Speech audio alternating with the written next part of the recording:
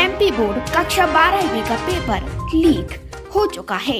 आपको बता दें, कक्षा 12वीं का हिंदी का पेपर शुरू होने से ठीक 2 घंटे पहले यानी कि सुबह 7 बजे हिंदी का पेपर लीक हुआ है, जिसका दावा हम करते हैं कि एग्जाम टाइम के ठीक 2 घंटे पहले पेपर लीक हुआ है। कक्षा 12वीं के एमपी बोर्ड हिंदी के पेपर की शुरुआत 2 मार्च 2023 से सुबह 9 बजे से होने वाली थी, जिसका पेपर ठीक 2 घंटे पहले यानी कि 7 बजे लीक हो गया। और इस बात का दावा करते हुए तमाम सबूतों के साथ हम आपके सामने पेश करते हैं कि किस तरह तमाम सोशल मीडिया अकाउंट के माध्यम से हिंदी के पेपर को लीक किया गया है और इस तरीके की गतिविधियों से लाखों विद्यार्थियों के भविष्य के साथ खिलवाड़ किया जा रहा है। हम आपको एक ऐसा वीडियो दिखाने वाले हैं जिसमें एक YouTube चैनल के माध्यम से साफ तौर पर वही सीरियल नंबर और वही प्रश्न जो कि प्रश्न पत्र में लिखे गए हैं, और इस बात का हम दावा करते हैं कि यह कोई इत्तेफाक नहीं बल्कि साफ तौर पर पेपर लीक हुआ है, जो कि लाखों विद्यार्थियों के भविष्य के साथ खिलवाड़ किया जा रहा है। और इतने के बावजूद भी अगर इस पेपर को कैंसिल नहीं किया जाता है तो यह बात भी स्पष्ट है कि मिली भगत के चलते इस प्रकार की अनैतिक गतिविधियों को अंजाम दिया जा रहा है। पेपर किस तरह से लीक हुआ है, देखिए इस पूरे वीडियो में।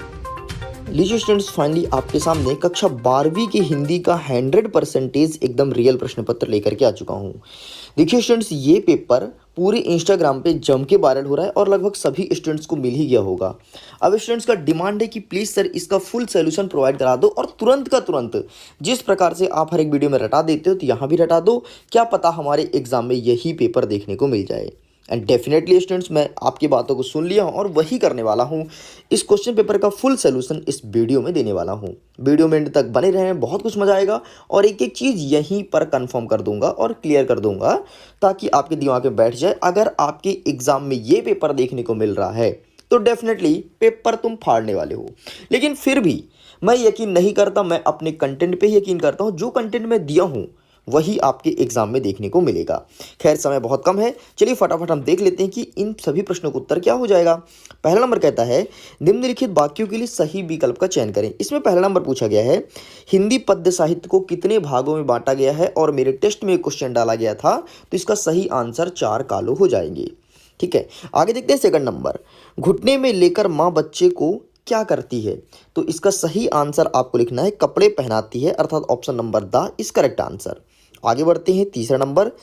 किसकी गर्मी बाजार से अधिक सामान खरीदने पर विवश करती है, तो इसका सही आंसर आपको लिखना है पैसे की, मतलब ऑप्शन नंबर सा इस करेक्ट आंसर। और इन सभी क्वेश्चंस को लगभग मैं एमसीक्यू के तौर पर अपने वस्तुनिष्ठ क्वेश्चन ये पूछा था एंड फाइनली आपके पेपर में देखने को मिल रहा है।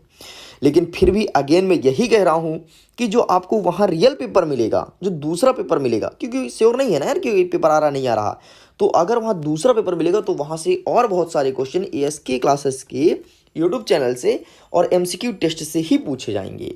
आगे बढ़ते हैं, चौथा नंबर। लेखक आनंद यादव अपनी मां को ले गया, तो कहाँ ले गया, तो इसका सही आंसर हो जाएगा दत्त जी राव के वहाँ। आगे देखते हैं, पांचवा नंबर। निम्नलिखित में से विज्ञान संबंधी तकनीकी, तो इसका सही आंसर आपको लिखना है नाभिक। आगे बढ़ते हैं, नेक्स्ट क्वेश्चन। जहाँ शब्द से काव्य की शोभा बढ़ती है उसे कौन सा अलंकार कहते हैं, तो उसे शब्द अलंकार कहते हैं। लेकिन जहाँ अर्थ से बढ़े उसे कहते हैं उभय अर्थ अलंकार। ठीक है, और जहाँ इन दोनों में से किसी में से ना बढ़े उसे कहते हैं उभय अलंकार। और शोभा अलंकार नाम की कोई चीज होती नहीं है। एक एक चीज क्लियर कर लेना अभी से। ठीक है, देख लेते हैं क्वेश्चन नंबर सेकंड। रिक्त स्थान की पूर्ति कीजिए और उचित शब्दों का चयन करना है। पहला नंबर कहता है खेत की तुलना डैश डैश डैश से की गई है, किससे की गई है, तो कागज के पन्नों से की गई है। यशोधरा बाबू ने दफ्तर से लौटते हुए रोज डैश डैश डैश जाने की रीति बनाई, तो इसका सही आंसर आपको लिखना है बिड़ला मंदिर। नेक्स्ट देख लेते हैं, जिस वाक्य में एक उद्देश्य तथा एक नेक्स्ट देख लेते हैं जिस वाक्य में एक उद्देश्य तथा एक विधेय होता है उसे क्या कहते हैं, तो उसे कहते हैं मिश्रित वाक्य। ठीक है, साधारण वाक्य क्या होता है, जिसमें सिंपल सा कथन लिखा हो, ठीक है, जिसमें ना तो केवल उद्देश्य विधेय ना हो, उसे हम साधारण वाक्य कहते हैं। आगे बढ़ते हैं, जिन छंदों में मात्राओं की गणना होती है फिर गिनती होती है उसे कौन छंद कहते हैं, उसे कहते हैं मात्रिक छंद। और इसमें वर्णों की गिनती होती है उसे कहते हैं वार्णिक छंद। जब मैं 2 नंबर क्वेश्चन लेके आया था तो अच्छे से कवर किया था। नेक्स्ट देखते हैं, संवाद लिखते समय डैश डैश गायब हो जाते हैं, तो क्या गायब हो जाते हैं, तो यहाँ पर आपको लेखक लिखना है। नेक्स्ट, लुट्टन के माता पिता उसे डैश डैश से ही अनाथ बनाकर, और यहाँ पर क्लियर समझ नहीं आ रहा है, फिर भी इसका सही आंसर मैं आपको बता देता हूँ, 9 वर्ष उम्र हो जाएगा। नेक्स्ट देख लेते हैं, रीतिकाल में वीर रस के कवि हुए थे, कौन से कवि हुए थे रीतिकाल में वीर रस के, ये पूछा गया है, तो इसका सही आंसर आपको बिहारी लिख देना है।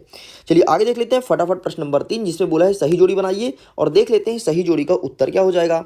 हमारा पहला नंबर कह रहा है हिंदी साहित्य का स्वर्णयुग, तो यहाँ पर आपको भक्तिकाल से मैच करना है। छायावाद के प्रमुख प्रवर्तक, तो आपको लगाना है जयशंकर प्रसाद। मस्ती का संदेश, तो इसका सही आंसर आपको लगाना है हरिवंश राय बच्चन जी की एक रचनाएं हैं।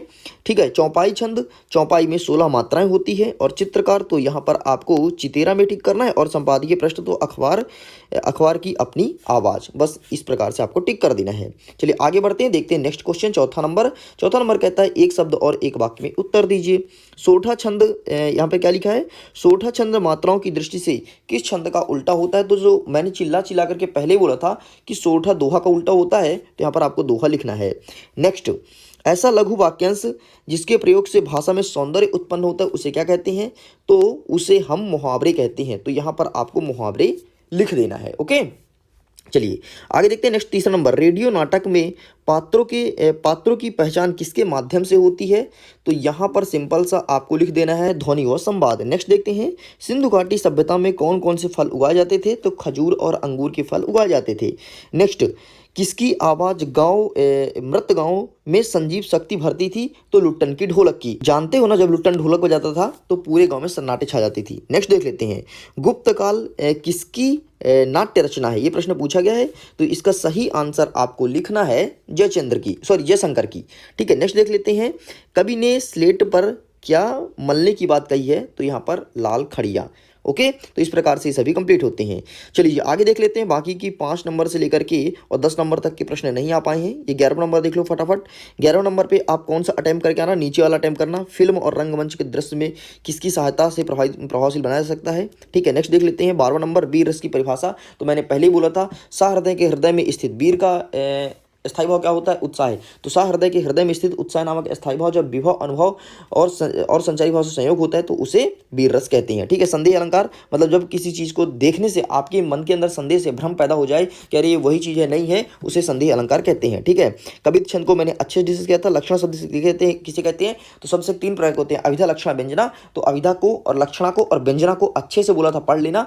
फिर भी यहाँ पर मैं लक्षण बता देता हूँ कि जब किसी शब्द के लक्षण के आधार पर किसी व्यक्ति का बोध हो उसे लक्षण शब्द शक्ति कहते हैं। जैसे मैंने आपको बोला कि आप बड़े गऊ हो, तो गऊ का मतलब ये नहीं कि आप गाय हो, ठीक है, आप दूध देते हो, इसका मतलब ये है कि आप गाय के समान बहुत पवित्र इंसान हो। ओके, आगे बढ़ते हैं 14वां नंबर, तकनीकी शब्द का अर्थ बताते हुए 2 तकनीक शब्द लिखिए। तकनीक शब्द का मतलब होता है कि जो टेक्नोलॉजी के साथ चले आ रहा है उनका हमें अर्थ बताना, उनको समझाना है टेक्नोलॉजी क्या होता है, और 2 शब्द लिखना है। कई सारे नए शब्द हैं आपके, इंग्लिश के शब्द भी आप लिख सकते हैं, लाइक जैसे कंप्यूटर हो गया।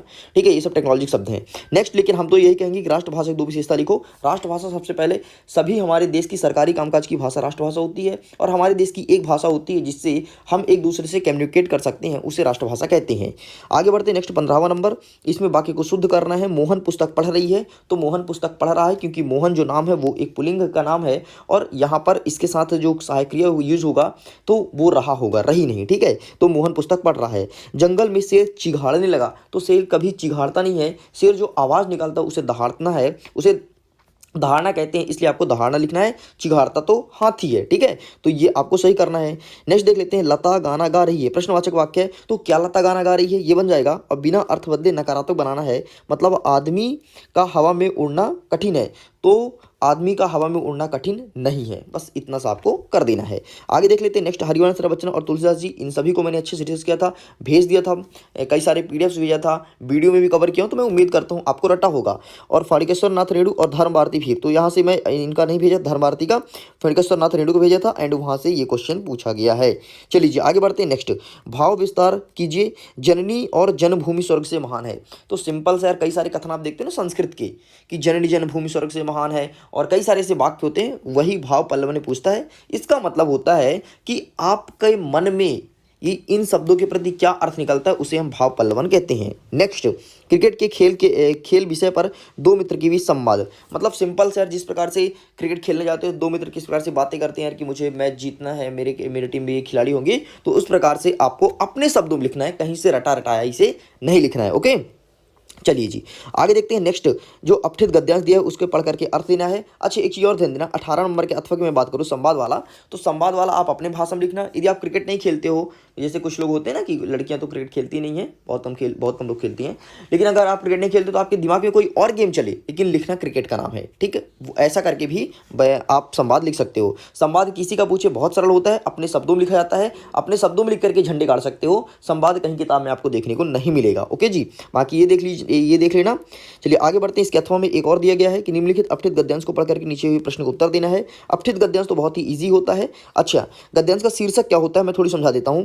शीर्षक वो कहलाता है जो गद्यांश में कोई भी चीज का बार बार पुनरावृत्ति हो, बार बार यूज हो, उसे शीर्षक कहते हैं। ठीक है, इस चीज को ध्यान देना। शीर्षक कहीं पूछे तो गद्यांश पढ़ना, और गद्यांश पढ़ने के बाद आपको लगे कि यार इस शब्द के बारे में बोला गया है, इस शब्द की बार बार पुनरावृत्ति हो रही, तो वही शीर्षक लिख देना, चाहे इंग्लिश हो चाहे हिंदी हो। 100% आपकी मार्किंग होगी और पूरे नंबर मिलेंगे। ठीक है, नेक्स्ट क्वेश्चन देख लो। यहाँ पर संदर्भ, प्रसंग और अर्थ बोला गया है। अच्छा, संदर्भ क्या होता है थोड़ी इंट्रो दे देता हूँ। देखो, संदर्भ का मतलब होता है आपको इसका एड्रेस बताना है कि आया कहाँ से है, उसे हम संदर्भ में लिखते हैं। प्रसंग में क्या लिखते हैं, ये पूरा जो आपका शब्द लिखा है ना है, इसका जो पूरा बड़ा सा अर्थ निकलेगा उसका छोटा सारांश रूप। चलिए बाकी अथवा हम देख सकते हैं। इसके अलावा नेक्स्ट क्या दिया है, अगेन आपसे बोला संदर्भ, प्रसंग, अर्थ लिखना है। आगे बढ़ते हैं तो यहाँ पर ध्वनि विस्तारक यंत्र पर दिया गया है। मैंने इस एप्लीकेशन को कई बार बोला है और अपने टेलीग्राम पर भी भेजा था। मैं उम्मीद करता हूँ वहाँ से आप प्रिपेयर कर लिए होंगे। एंड नीचे वाला भी आपको क्वेश्चन में भेज दिया था और देखो वही क्वेश्चन देखने को मिला है। आगे बढ़ते हैं। नेक्स्ट, किसी एक विषय पर निबंध मैंने कई सारे डिस्कस किया था, जैसे कि विद्यार्थी जीवन अनुशासन, तो कई सारे में से यहाँ पर आपको 4-5 देखने को मिला है जो ASK ने अपने टेलीग्राम चैनल पर भेजा था। आगे बढ़ते हैं। नेक्स्ट देख लो, फिर भी लाउड स्पीकर संबंधित यदि अभी भी आपसे नहीं आता है तो प्लीज आप इसका फोटो खींच लो और अच्छे से प्रिपेयर कर लेना। इसके अलावा कुछ क्वेश्चंस और